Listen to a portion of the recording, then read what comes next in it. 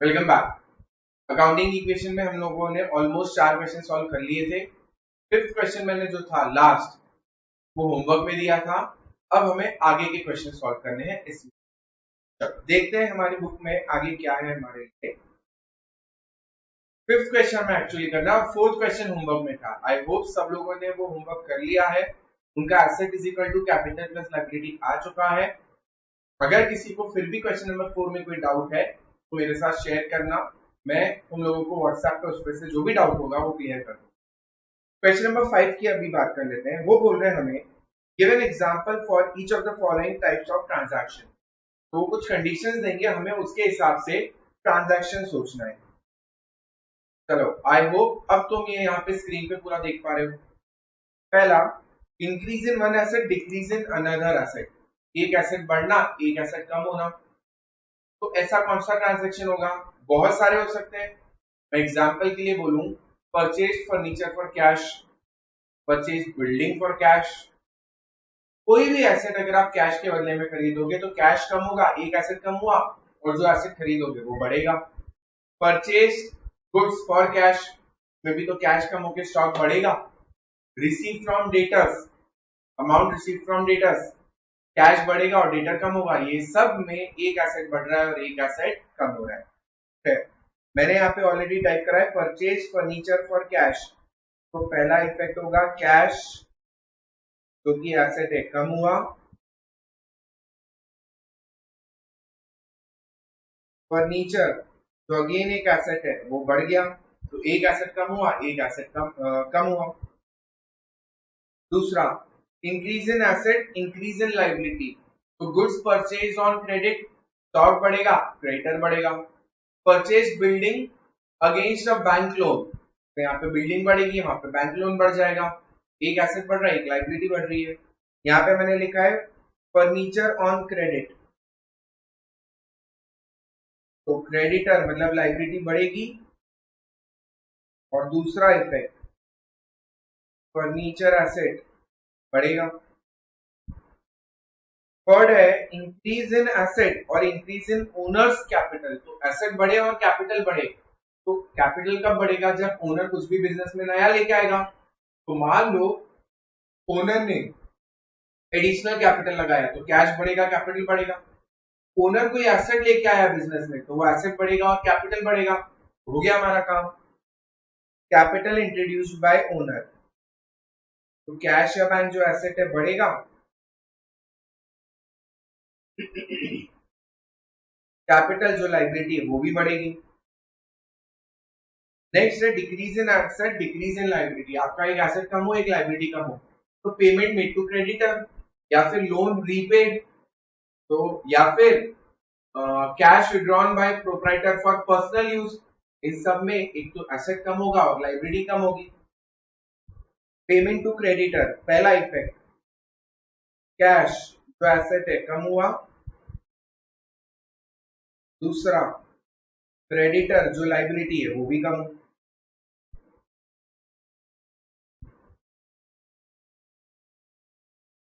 Fifth, decrease in asset decrease in owner's capital. तो मान लो goods withdrawn by owner for personal use, तो stock कम होगा और पर्सनल यूज है तो ड्राइंग्स है तो कैपिटल कम हो जाएगा।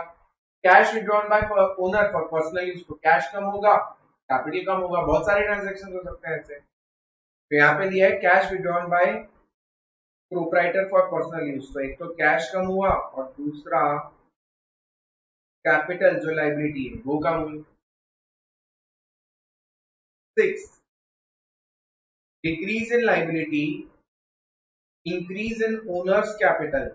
एक लायबिलिटी कम हुई और ओनर का कैपिटल उससे बढ़ गया। तो क्या हो सकता है सोचना पड़ेगा। वापस से क्वेश्चन है decrease in liabilities increase in owner's capital. तो अगर क्रेडिटर को हमें पेमेंट करना था पर वो क्रेडिटर हमें मिला ही नहीं, मर गया, अब हमें उसे पैसे नहीं देने तो क्रेडिटर कम हो गया और हमें हमारी लायबिलिटी पे नहीं करनी है तो फायदा कैपिटल बढ़ेगा। ये इसका एक एग्जांपल हो सकता है। देखते हैं वहां पे नीचे क्या लिखा है, conversion of partners loan into capital. ये हो सकता है कोई ओनर था उसने फॉर्म को पहले लोन दिया था पर अब उसी को क्या मानना है कैपिटल। तो पार्टनर का जो लोन है लाइबिलिटी नेचर वो कम होगा, और उसी अमाउंट को अब आप कैपिटल मान रहे हो तो कैपिटल बढ़ेगा। नेक्स्ट है increase in one liability decrease in another liability. अब ये तुम्हारे लिए नया है, लाइबिलिटी साइड पे एक लाइबिलिटी बढ़े और दूसरी लाइबिलिटी कम हो। तो क्रेडिटर्स जिसे हमें पैसा देना था वो हमारे लिए लाइबिलिटी थी, उसने हमें बोला कि भैया आप कागज पे लिख के दो, तुम्हारा क्या भरोसा तुम पलट जाओ। तो उसने हमसे कागज पे लिखवाया कि हम उसको 3 महीने बाद इतना पैसा देंगे। ये जो कागज है जिसमें हम रिटर्न में दे रहे हैं इसको बोलते हैं बिल्स ऑफ एक्सचेंज। मुझे पैसा देना है तो ये मेरे लिए होता है बिल्स ऑफ बिल्स पेबल। तो क्रेडिटर जब मुझसे कोई कागज लिखवा लेगा तो अब वो कागज की वैलिडिटी है, तो क्रेडिटर कम होगा और एक नई लाइबिलिटी खुलेगी बिल्स पेबल। तो बिल्स पेबल जब उधारी कागज पे हो, रिटर्न फॉर्मेट में अगर आपने उधारी दी है तो उसको बोलते हैं बिल्स ऑफ एक्सचेंज। आपको पैसा लेना है तो बिल्स रिसीवेबल, आपको पैसा देना है तो बिल्स पेबल। तो यहाँ पे एक लाइब्रेरी कम होकर दूसरी लाइब्रेरी बढ़ रही है तो बिल्स पेबल एक्सेप्टेड। तो मैंने किसी क्रेडिटर को बिल्स पेबल साइन करके दिए तो वो मेरी लाइब्रेरी बढ़ गई, और क्योंकि क्रेडिटर को अब मैंने बिल्स पेबल दे दिया तो क्रेडिटर नाम की लाइब्रेरी कम हो जाएगी। मतलब सिर्फ नाम चेंज हुआ, क्रेडिटर था पहले नाम लाइब्रेरी का, अब नाम नया होकर क्या हो गया बिल्स पेबल। नेक्स्ट है increase in liability decrease in owner's capital. वापस एक लाइबिलिटी बढ़ रही है और ओनर का कैपिटल क्या हो रहा है, कम हो रहा है। तो कोई भी आउटस्टैंडिंग एक्सपेंस, आउटस्टैंडिंग एक्सपेंस है तो कैपिटल कम होगा और एक नई लाइबिलिटी खुलेगी। तो आखिरी हो गया आउटस्टैंडिंग एक्सपेंस, नेचर है लाइबिलिटी, बढ़ेगा, और क्योंकि ये हमारा खर्चा है तो कैपिटल को ये कम करेगा।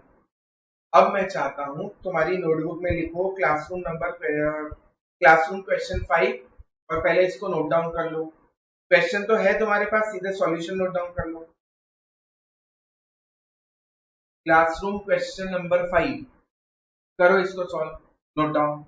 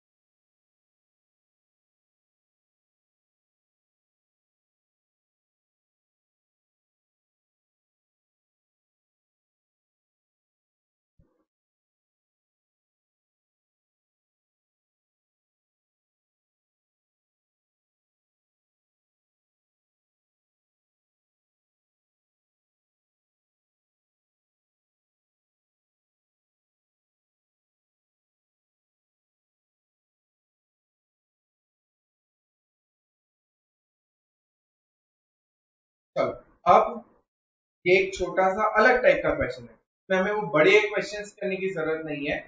यहाँ पे सिर्फ एक रिलेशनशिप प्रूव करना है, asset should be equal to capital plus liability. देखते हैं क्वेश्चन पहले क्या दे रहा है और हमसे क्या पूछ रहा है।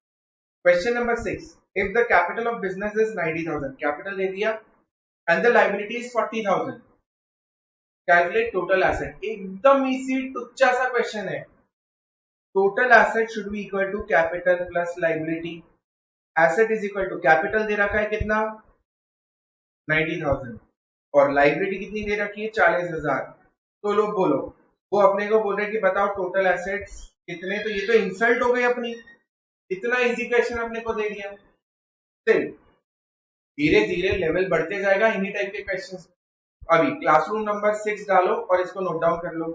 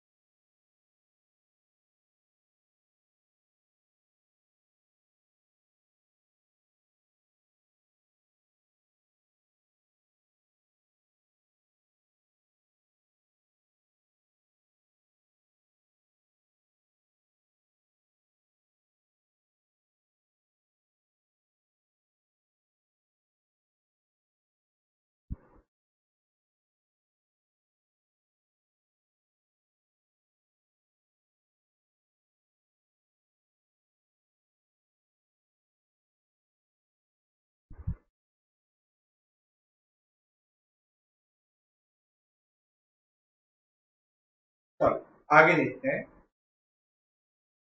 ये पूरी सीरीज एक स्पेशल टाइप के क्वेश्चंस हैं, जहां पे हर जगह हमें a is equal to C plus L prove करना है, और उसी में से हमें कुछ ना कुछ ढूंढना है।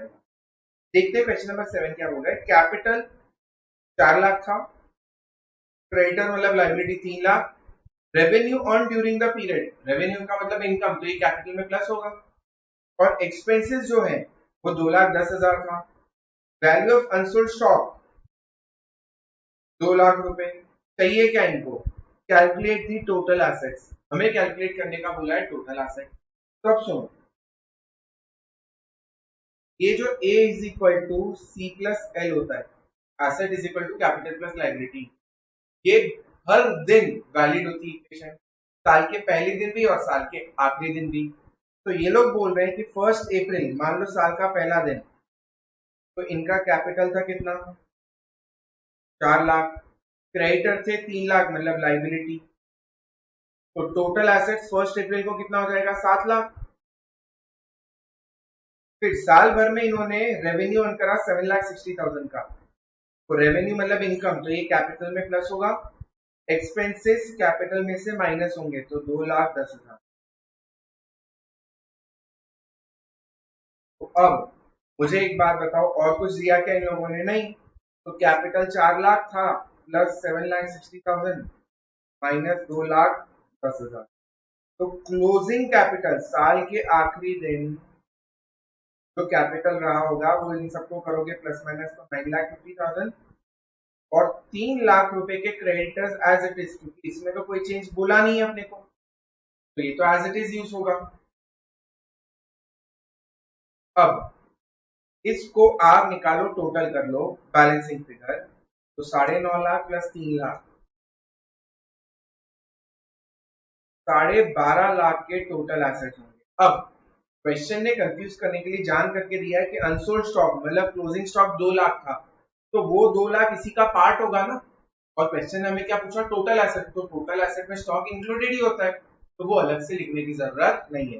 तो ये हमें कंफ्यूज करने के लिए दिया था अनसोल्ड स्टॉक, ये कहीं पे भी यूज नहीं आएगा। अब नोट डाउन कर लो, classroom question number 7 note down करो, मैं वेट कर रहा हूँ।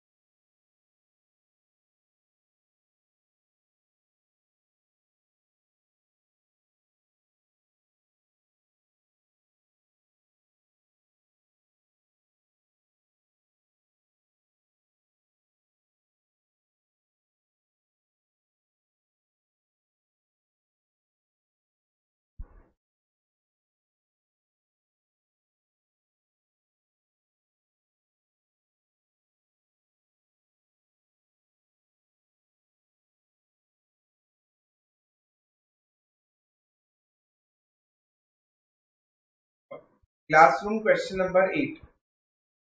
A commenced his cloth business on 1st April with capital of 30,000. On 31 March, his assets were 60,000 and liabilities 10,000. Find out his closing capital and profits earned during the year. तो जैसा मैंने बोला, total asset should be equal to capital plus liability. ये equation साल के हर एक दिन valid होती है. साल का पहला दिन हो, आखिरी दिन हो या कोई भी और दिन ले लो, टोटल एसेट हमेशा कैपिटल प्लस लायबिलिटी के इक्वल होंगे, कोई सा भी दिन ले लो. 1 अप्रैल को क्वेश्चन ने बोला कि उनका कैपिटल था कितना, 30,000. वो बोल रहे हैं 31 मार्च को टोटल एसेट्स कितने थे, 60,000 और लाइबिलिटीज कितनी थी, 10,000. तो अगर 31 मार्च को टोटल एसेट से 7,000 और लाइबिलिटी थी 10,000, तो क्या तुम ये बैलेंसिंग फिगर निकाल सकते हो? 60 और 10,000 का डिफरेंस कितना हो गया, 50,000. तो हमारा पहला पार्ट आ गया, क्लोजिंग कैपिटल हो गया 50,000. अब अगर ओपनिंग कैपिटल 30,000 था और क्लोजिंग कैपिटल 50,000 हो गया, तो ये बढ़ा कैसे? तो बॉस प्रॉफिट कमाया होगा साल भर में 20,000. तो this is the amount of profit. क्या ये बात समझ में आई? अब पहले इसको इस तरीके से नोट डाउन कर लो, फिर मैं तुमको इसको फॉर्मूला बेस्ड भी सॉल्व करवा के दूं. चलो पहले से ये नोट डाउन कर लो, फिर मैं इसको एक और बार करवा रहा हूँ solve.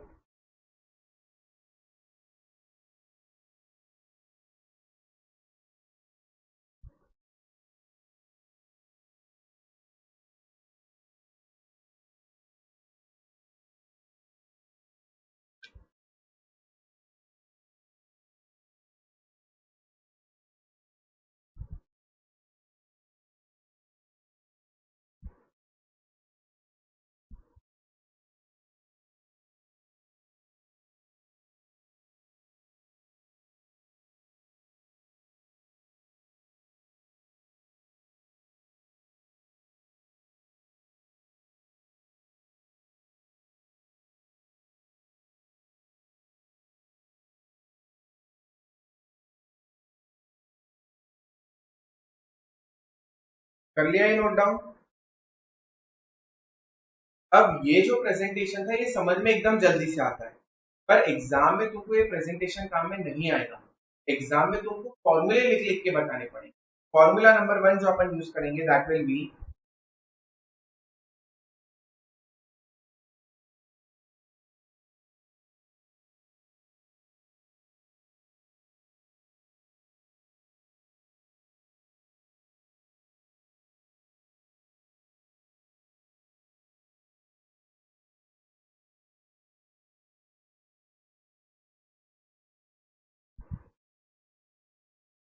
Closing assets is equal to closing capital plus closing liability. Closing मतलब साल का आखिरी दिन. तो 31 मार्च जो साल का आखिरी दिन है, उस दिन जो टोटल एसेट्स होंगे that should be equal to उस दिन का कैपिटल प्लस उस दिन की लायबिलिटी. अब तुम यहाँ पे पुट करो, ये 60,000 दे रखा है, ये 10,000 दे रखा है, इसको सॉल्व करोगे तो आ जाएगा क्लोजिंग कैपिटल.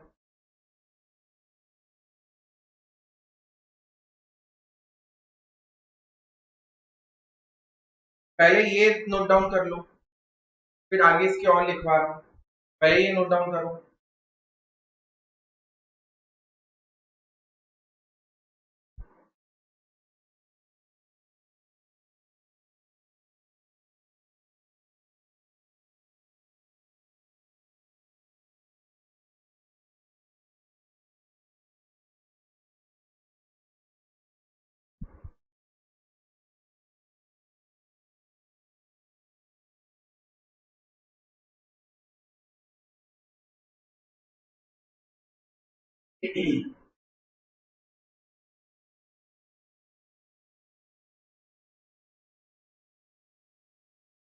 ये नोट डाउन कर लिया तो अब लिखो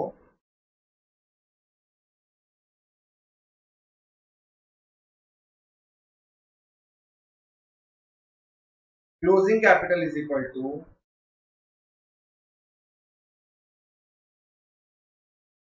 opening capital plus additional capital minus drawing plus profit minus loss. ये इक्वेशन नोट डाउन करो, मैं बोल रहा हूं साथ में नोट डाउन करनी पड़ेगी। Closing capital is equal to opening capital plus additional capital minus drawings plus profit minus loss. अब हमें इस क्वेश्चन में ये दोनों तो दिए ही नहीं है, तो अब हम लोग बाकी चीजें डालेंगे। क्लोजिंग कैपिटल कितना था? 50,000। ओपनिंग कैपिटल कितना था? 30,000। एडिशनल कैपिटल और ड्राइंग नहीं तो उसको हटाओ, यहाँ पे प्लस क्या कर दो? प्रॉफिट। तो यहाँ पे प्रॉफिट जब बैलेंसिंग निकालोगे तो आ जाएगा 20,000। तो स्कूल में जब क्वेश्चन आएगा तो तुमको ऐसे फॉर्मूले लिख लिख के क्या करना पड़ेगा? सॉल्व करना पड़ेगा। ये फॉर्मूले लिख के सॉल्व करना थोड़ा सा डिफिकल्ट है समझने के लिए। मैंने वो जो फ्लो चार्ट वाइज करवाया था वो एकदम जल्दी समझ में आ जाता है, तो पहले वैसे सॉल्व कर लो, हार्डली 15-20 सेकंड लगते हैं, फिर उसको फॉर्मूले में कन्वर्ट कर दो। करो ये नोट डाउन।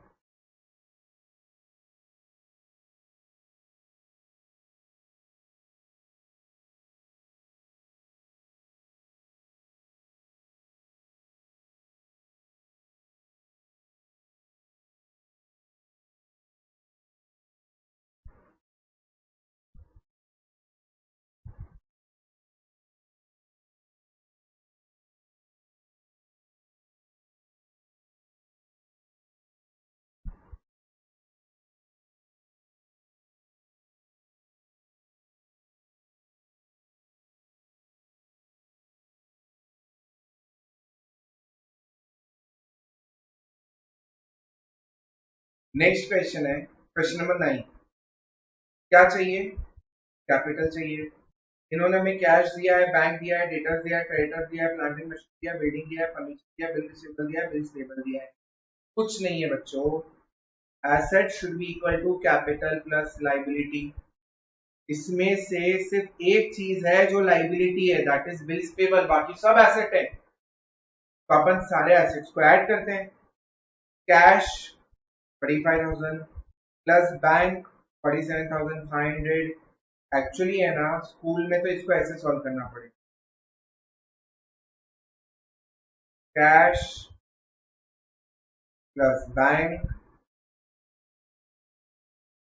डेटर्स और लाइबिलिटी एक और है क्रेडिटर्स, तो इसको बाद में लिखेंगे, plus machinery building furniture plus bills receivable should be equal to capital plus liability. तो लाइबिलिटी में क्रेडिटर्स है और बिल्स पेबल है। बस अब इस पूरी इक्वेशन में सब जगह अपने अपने फिगर डाल दो, तो बचा हुआ क्या निकल जाएगा? कैपिटल। मैं ओरली कर रहा हूँ। Cash 35,000 plus bank 47,500 plus debtors 8,000 plus machinery 80,000 building 2 lakh furniture 24,000 bills receivable 5,500। तो ये टोटल एसेट्स जो आ रहा है that is 4,51,000 should be equal to capital plus liability का टोटल आ रहा है 22,000 क्रेडिटर 10,23,500 45,500।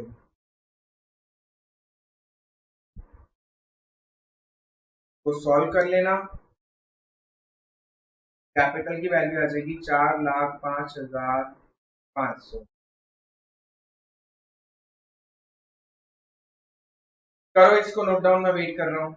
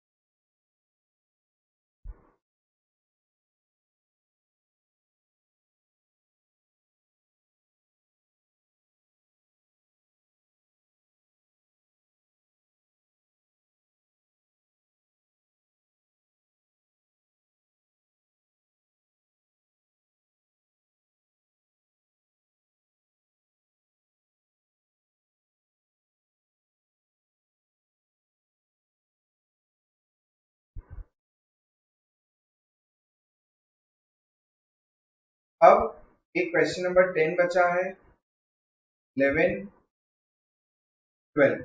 ये 3 क्वेश्चन मैं नेक्स्ट वीडियो में कवर करवाऊंगा, पर अब नोट्स पे आगे चलते हैं। ये कुछ थ्योरी क्वेश्चन है, क्योंकि मैं पूरा चैप्टर करा चुका हूँ तो थ्योरी तुम्हारे लिए समझना बहुत इजी होगी। फिर भी कोई बच्चा अगर थ्योरी पढ़ता है और उसको कोई क्वेश्चन समझ में नहीं आता है, मुझे व्हाट्सएप कर देना, मैं एक बार एक्सप्लेन कर दूंगा इसको। और तो ये है थ्योरी क्वेश्चन। फिर ये है वो एमसीक्यू बेस्ड क्वेश्चन, ये जो फटाफट सेक्शन है that is MCQ based question. Now this is my favourite part, तोहफा कबूल करो। व्हाट इज दिस तोहफा? This is the homework section. तो यहाँ पे हमारा होमवर्क सेक्शन है। तो अभी तुम लोगों का आज का होमवर्क है तोहफा कबूल करो। जो होमवर्क सेक्शन है उसका क्वेश्चन नंबर 1, क्वेश्चन नंबर 2 का ए और बी दोनों, मतलब टोटल तुम लोगों को 3 क्वेश्चन सॉल्व करने। क्वेश्चन नंबर 1, क्वेश्चन नंबर 2 का ए, क्वेश्चन नंबर 2 का बी। इसमें अगर कोई ट्रांजैक्शन तुम्हें समझ में नहीं आता तो मेरा व्हाट्सएप नंबर भी देख लो।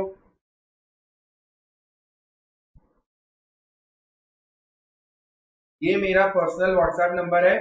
जब तुम क्वेश्चन करने बैठो, तुम्हें कोई ट्रांजैक्शन में डाउट आ रहा है, इमीडिएटली मुझे ये ट्रांजैक्शन भेज दो, मैं तुम्हारा व्हाट्सएप पे डाउट क्लियर कर दूंगा।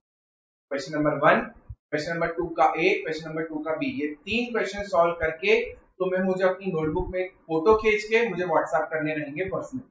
तो ये है आज का होमवर्क। सेक्शन का नाम है तोहफा कबूल करो। ये मेरा होमवर्क सेक्शन है। 3 क्वेश्चन है, फोटो खींचने सॉल्व करके और मुझे व्हाट्सएप करना है कि तुम लोग कर लिया है। अगर तुम्हें कोई डाउट करना आ रहा है तो वो भी तुम मुझे व्हाट्सएप कर सकते हो, मैं उसको व्हाट्सएप पे सॉल्व कर दूंगा। चलो मिलते हैं कल इस चैप्टर के वो बचे हुए 3 क्वेश्चन और बचा हुआ होमवर्क डिस्कस कर लेंगे कि होमवर्क और क्या क्या करना है तुम लोगों को। चलो कल तक के लिए बाय बाय।